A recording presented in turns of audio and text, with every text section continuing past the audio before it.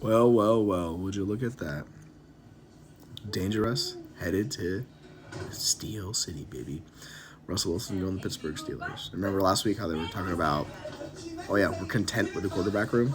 Yeah, I don't think anybody about that. Here's a fun fact, which was absolutely hilarious to see.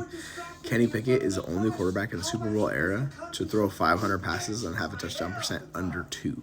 Like, that's just an absurd, inefficient rating from Kenny Pickett. He obviously did not work out for them, so they're making the move. You've got to bring somebody in. And the great thing about Russ's contract is literally can come in for a minimum wage deal and see if there's anything left. Because I know people were talking about the Denver room, like the Pittsburgh Steelers wide receiver room is superior to what they have. They have a better tight end, they have better wide receivers, and even the running back situation is better too. So like it's just a better offense to go to. So I know, sorry Denver, it's just is what it is, right? And Russell struggled, but he was able to support Carlton Sutton and like Greg Dulcich when he was healthy, he was doing some things. So like you could talk yourself into the situation for fantasy.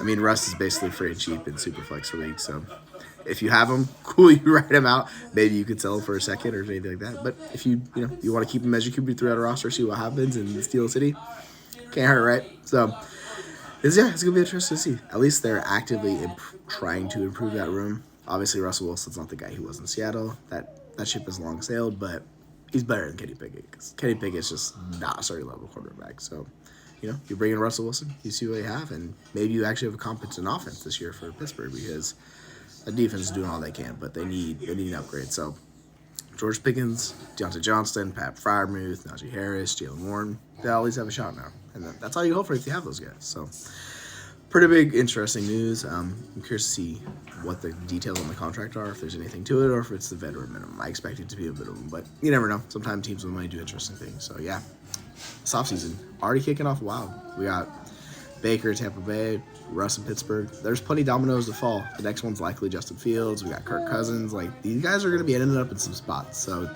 yeah, offseason taking shape. It's going to be fun. A lot of time till draft and moving and shaking going on.